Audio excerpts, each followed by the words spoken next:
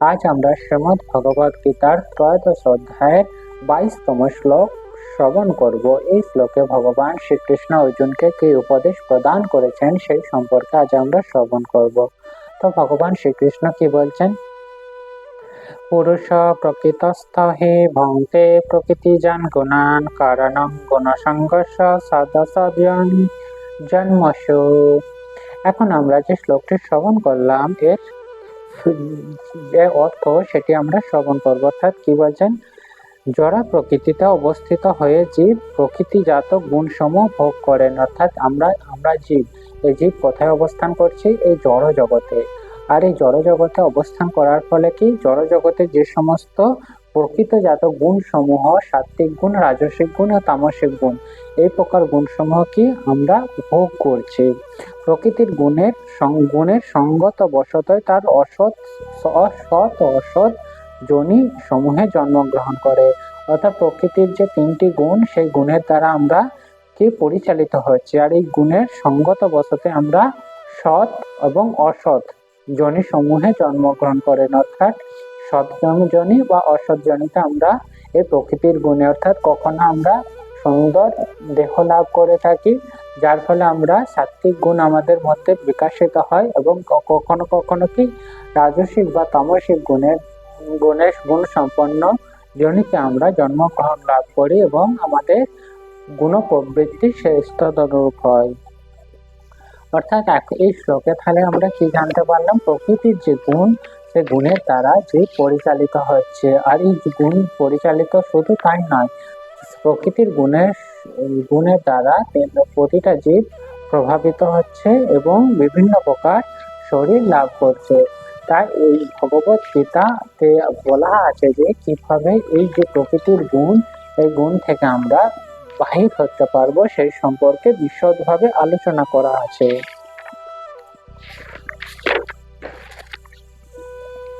তো এই শ্লোকে আরো বিশেষ একটি গুরুত্বপূর্ণ তত্ত্ব কথা শ্লোকের মধ্যে রয়েছে। সেটি হলো কি?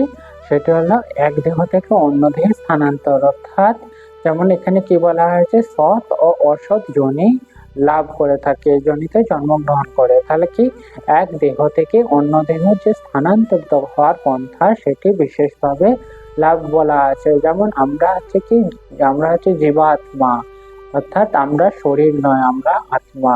যেমন এখন আমরা মনুষ্য শরীর লাভ করেছি, পরবর্তীকালে আমরা মনুষ্য শরীর পেতেও পারি অথবা নাও পারি।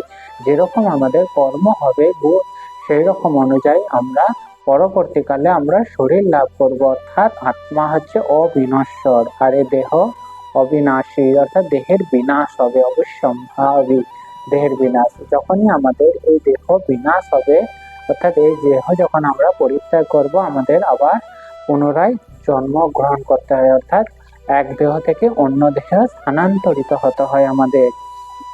ঠিক যেমন আমরা প্রতিদিন কি করে থাকি? একটি পোশাক পরি, তারপর আবার পরের দিন আবার অন্য পোশাক পরে থাকি।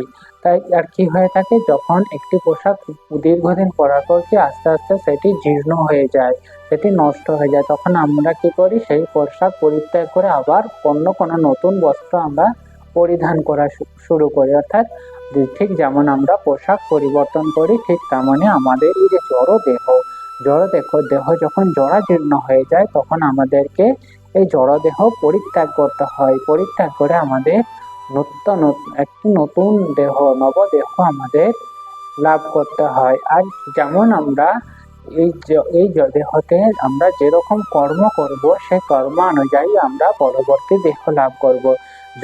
যদি আমরা সাত্ত্বিক কর্ম অর্থাৎ ভালো কর্ম করে থাকি, তাহলে আমরা কি আমাদের ঊর্ধ্বগতি হবে। আর যদি আমরা কোনো খারাপ কর্ম, নীচ কর্ম করে থাকি, তাহলে আমাদের নিম্নগতি হবে। এটা হচ্ছে কি প্রকৃতির নিয়ম, যে যেরকম কর্ম করবে সেরকম দেহ লাভ করবে। কিন্তু ভগবান শ্রীকৃষ্ণ বলেছেন আমাদেরকে এই যে ভালো কর্ম, খারাপ কর্ম, এই দুয়ের ঊর্ধ্বে উঠতে হবে। অর্থাৎ আমাদেরকে গুণাতীত হতে হবে।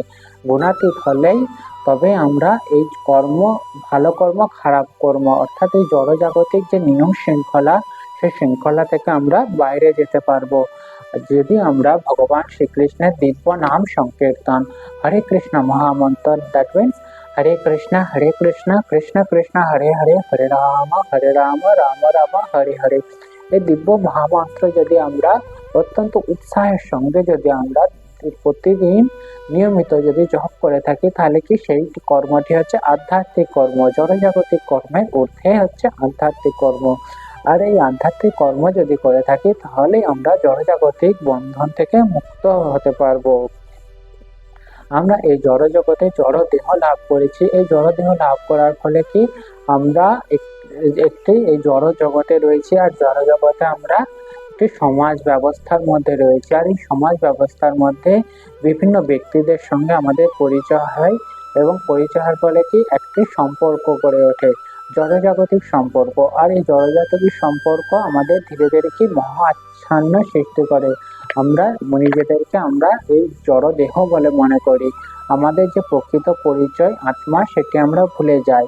তাই আমাদের প্রকৃত পরিচয় কখনোই ভোলা চলবে না। আমরা যে ভগবান শ্রীকৃষ্ণের যে সম্পর্ক যুক্ত, অর্থাৎ ভগবান শ্রীকৃষ্ণের সাথে আমাদের যে সম্পর্ক রয়েছে সেটি পুনর্জাগরিত করতে হবে।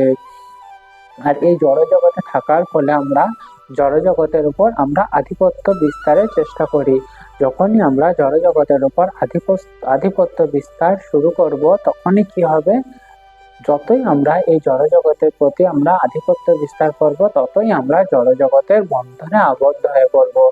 অর্থাৎ এই যদি আমি বিভিন্ন প্রকার কর্মের মাধ্যমে, শারীরিক কর্ম, শারীরিক মানসিক বা যেইভাবে হোক না কেন, বিভিন্ন প্রকার সফলতা পাওয়ার চেষ্টা করে থাকি, জড়জাগতিক বিভিন্ন উচ্চ উচ্চ পদ লাভ করার জন্য যদি আমরা আকাঙ্ক্ষী হয়ে থাকি, আমাদেরকে বিভিন্ন প্রকার কৃচ্ছ সাধন করতে হয়। আর এই কৃচ্ছ সাধন যতই আমরা করব, ততই জড়জাগতিক বন্ধনে আবদ্ধ হয়ে থাকবো। তার মানে এই নয় যে আমরা কর্ম করব না, কর্ম আমাদের অবশ্যই করতে হবে, কিন্তু আমাদের লক্ষ্য স্থির থাকতে হবে। আমাদের লক্ষ্য হচ্ছে কি ভগবানের সঙ্গে আমাদের যে সম্পর্ক, সেই সম্পর্ক পুনর্জাগরিত করা। যদি আমরা সেই সম্পর্ক পুনর্জাগরিত করার চেষ্টা করি নিয়মিত, তাহলে আমরা যে কোনো কর্মই করি না কেন, কর্মের বন্ধনে আমরা কখনোই আবদ্ধ হব না। ঠিক তাই আমাদের সমস্ত জড়জাগতিক কামনা বাসনা থেকে মুক্ত হয়ে আমাদের কর্ম করতে হবে। সেই কর্মই আমাদের যে মনুষ্য জীবন সেটি সফল করবে। আর যদি আমরা জড়জাগতিক কামনা বাসনায় যদি আকৃষ্ট হয়ে যায়, তাহলে কি আমাদের পুনরায় বিভিন্ন প্রকার জন্ম আমাদের লাভ করতে হবে। বিভিন্ন প্রকার এমনকি হতে পারে, যখন আমরা ভালো কর্ম করব দেবতার শরীরও লাভ করতে পারি, খারাপ কর্ম যদি করে থাকি তাহলে বিভিন্ন পশু যোনি থেকে শুরু করে আরো যে নিম্ন বৃত্তির যোনি রয়েছে, সেই সমস্ত যোনিতে আমরা জন্মগ্রহণ করতে হবে। অর্থাৎ চক্রাকারে আবর্তন চলতেই থাকবে। তাই আমাদের জড়জাগতিক কামনা বাসনা পরিত্যাগ করতে হবে। জড়জগৎকে নিয়ন্ত্রণ করার যে প্রচেষ্টা, সেটি আমাদের পরিত্যাগ করতে হবে। আমাদের সর্বদা কি করতে হবে, কৃষ্ণ ভাবনামৃত অর্থাৎ ভগবান শ্রীকৃষ্ণের প্রতি আমাদের প্রেম ভক্তি বৃদ্ধি করতে হবে। সেই বৃদ্ধি আমাদের কি করবে, সমস্ত জড়জাগতিক কামনা বাসনা আমাদের হৃদয় থেকে চলে যাবে। আর যখনই আমাদের হৃদয় থেকে চলে যাবে, তখনই আমরা এক দিব্য আনন্দ উপলব্ধি করতে পারবো। সেই দিব্যতাই বিভিন্ন বৈদিক শাস্ত্রে বলা হয়েছে যে আমরা যতই ভগবান সম্পর্কে যতই আমরা জানতে থাকবো, ততই দিব্য আনন্দ আমরা উপলব্ধি করব, ততই জড়জাগতিক বন্ধন, জড়জগতের প্রতি যে আসক্তি, সেটা আমাদের হ্রাস পেতে থাকবে। তাই আমাদের সকলের উচিত ভগবান শ্রীকৃষ্ণ বা ভগবানের সম্পর্কে আমাদের জানা। যতই ভগবানের সম্পর্কে আমরা জানবো, ততই আমরা দিব্য জ্ঞান, অবশ্যই দিব্য আনন্দ লাভ করব। এটাই হচ্ছে পারমার্থিক জ্ঞানের বৈশিষ্ট্য। যতই পারমার্থিক দিক দিয়ে আমরা উন্নত হব, ততই জড়জাগতিক আমাদের মধ্যে যে কলুষতা আছে সেগুলি অবশ্যই বিনষ্ট হবে। তো এখানে শ্রীমদ্ ভগবত গীতা এরপর আমরা শ্রীমদ্ ভগবত গীতার মাহাত্ম্য শ্রবণ করব।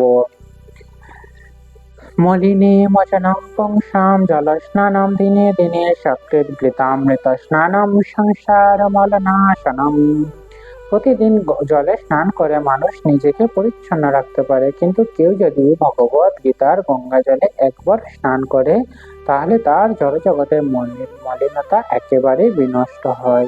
এখানেই শ্রীমদ্ ভগবত গীতা পাঠের বিশ্রাম। হরে কৃষ্ণ, হরি বল।